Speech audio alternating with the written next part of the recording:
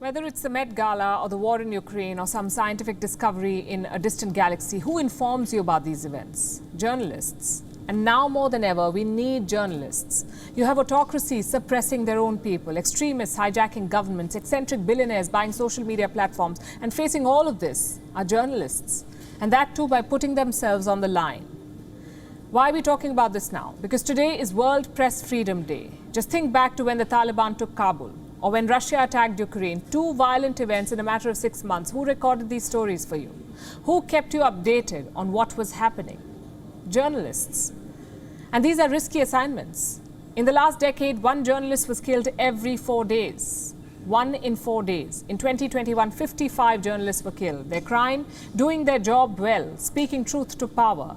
This year, the theme is journalism under digital siege. Basically, things like surveillance or cyber attacks. And those are clearly important issues, but talking about them is not enough. Where is the action? Every year we celebrate World Press Freedom Day. World leaders congratulate journalists. They condemn oppressive regimes killing reporters. But that's it. No concrete action is taken. As we speak, 293 journalists are languishing in jails. The year before, the number was 280. Every year, more and more reporters are being punished. So priority number one is ensuring their safety. Whether in war zones or enemy countries or home countries, journalists must be safe. Arresting them for the work they do cannot be tolerated, should not be tolerated. But that's only one part of the problem, only one issue. Like most things, journalism has also evolved. It is not a public service anymore, if it ever was. It is also an industry, a multi-billion-dollar industry, and every industry chases one thing, profits or sustainability at the very least.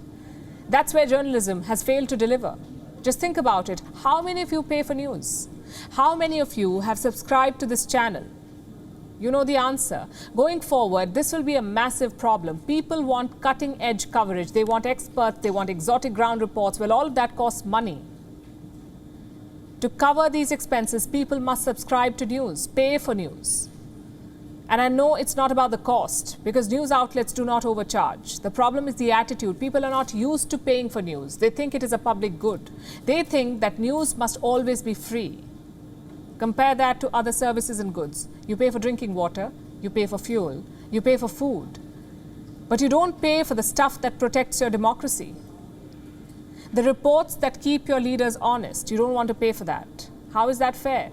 Tweeting about World Press Freedom Day is not enough. How about ensuring that freedom?